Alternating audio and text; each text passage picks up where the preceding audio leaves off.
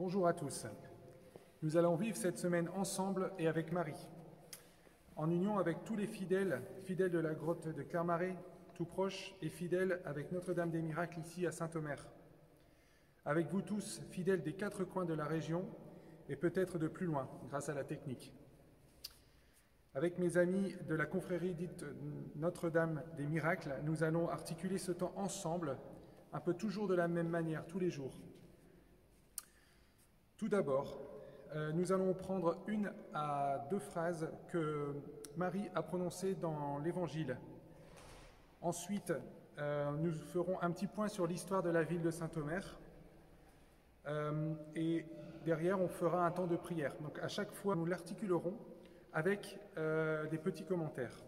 Donc ensuite, dans un deuxième temps, nous irons prier à vos intentions. Dans ce sanctuaire dédié à la Vierge Marie, à Notre-Dame, nous allons cette semaine découvrir, approfondir les différentes phrases que la Vierge Marie a prononcées, qui nous sont redonnées dans l'Évangile. Et il me semble important que ces paroles que la Vierge Marie va dire, elles peuvent nous éclairer, ces paroles, dans notre vie de tous les jours, dans cette période de confinement, et puis nous permettre de nous rapprocher, d'être davantage disciples du Seigneur. La première parole, quand l'ange vient la voir, c'est cette question: comment cela se fera-t-il puisque je ne connais point d'homme? C'est intéressant que la Vierge Marie utilise son intelligence pour répondre à l'ange et pour interroger l'ange. Le Seigneur n'attend pas que nous soyons simplement des objets disponibles à son œuvre. Il veut nous mettre debout. Et la Vierge Marie est debout avec toute son intelligence pour chercher la volonté de Dieu. Deuxième phrase que va prononcer Marie devant l'ange: voici la servante du Seigneur, qu'il me soit fait selon ta parole. Cette fois-ci, la Vierge Marie, ayant posé cette question, ayant découvert le projet de Dieu pour elle, elle y met toute sa volonté. Voici la servante du Seigneur, qu'il me soit fait selon ta parole.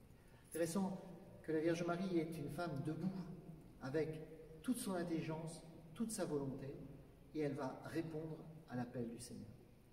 Que ce point de départ dans l'Évangile, les premières paroles de la Vierge Marie, nous aident à approfondir pendant toute cette semaine notre attachement, pendant tout ce mois, notre attachement envers la Vierge Marie. Dans la ville de Saint-Omer, il est intéressant de regarder l'historique. La première chose qui a été faite ici par l'évêque Omer, arrivant dans cette ville, ou en tout cas, il était nommé à Thérouanne et il s'arrête ici, le bateau le conduit juste au bas de la colline du Mont Sitieux, et il va décider de construire une chapelle, et dans cette chapelle, il va mettre une statue de la Vierge Marie. J'attire votre attention sur ce point: ce n'est pas une statue miraculeuse, ce n'est pas une apparition de la Vierge Marie, ce n'est pas un fait extraordinaire qui est le point de départ de la dévotion mariale ici à Saint-Omer. C'est le choix de l'évêque de mettre Marie au centre et à cette place importante du Mont Sitieux. Quelle est la place que nous voulons donner à la Vierge Marie? Omer, ce grand évangélisateur, va la mettre à la première place dans ce point de départ de sa mission, pour qu'elle puisse l'approcher, la conduire à Jésus et à accomplir la volonté du Père dans l'Esprit Saint. En tout cas, c'est un choix de Saint-Omer qui nous vaut aujourd'hui la dévotion mariale ici dans ce sanctuaire. Nous sommes près de la tombe du successeur de Saint-Omer, Ercambode, qui s'est dépensé, a parcouru des kilomètres ici dans la région, toujours évêque de Thérouanne. Il était aussi le père abbé de l'abbaye qui était ici en bas de Saint-Omer. Et Ercambode va se dépenser, va s'user la santé, va s'user la capacité de marcher, va finir paralysé, parce qu'il a tellement parcouru la région. Et à sa mort, les pèlerins vont venir déposer leurs chaussures pour demander la grâce de retrouver la marche, la capacité de marcher. Beaucoup de petites chaussures d'enfants, encore aujourd'hui, sont déposées pour demander à Ercambode d'aider à vivre la marche.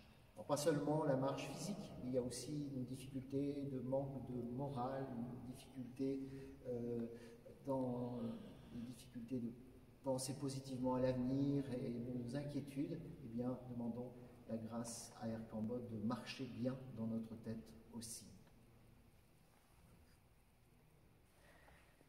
Vierge Marie, nous voulons te confier en ce début de semaine tout ce qui occupe notre cœur, te confier particulièrement ceux qui sont malades et isolés pendant ce temps. Viens apporter ta tendresse de mère à ceux qui ont besoin.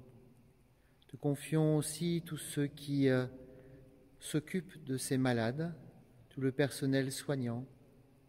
Vierge Marie, tu es présente à chacun. Tu es une maman qui veille sur nous. Te confions donc ces intentions. Te confions aussi, Vierge Marie, le chemin que chacun d'entre nous est invité à faire pour être disciple de Jésus. Que, Vierge Marie, que tu puisses accompagner chacun dans ce chemin de sainteté. Vierge Marie, donne-nous la grâce de vivre intensément ce temps du mois de mai afin de grandir dans notre vie chrétienne. Le pape François donne cette prière pour le mois de mai que je vous invite à accueillir. Ô Marie, tu resplendis toujours sur notre chemin, comme signe de salut et d'espérance. Nous nous confions à toi, santé des malades, qui, auprès de la croix, a été associée à la douleur de Jésus, en maintenant ta foi ferme.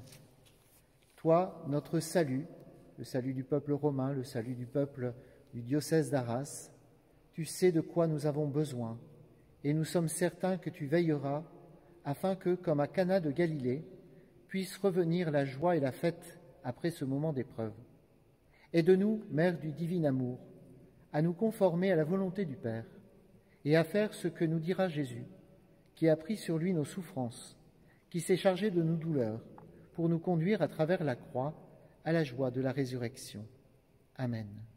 Sous ta protection, nous cherchons refuge, Sainte Mère de Dieu. N'ignore pas nos supplications, nous qui sommes dans l'épreuve, et libère-nous de tout danger, ô Vierge glorieuse et bénie. Que le Seigneur nous accompagne durant toute cette semaine, nous permette d'écouter les paroles que la Vierge Marie a pu prononcer, qui nous sont données dans l'Évangile, et grâce à ces paroles, nous s'approcher chaque jour de Jésus.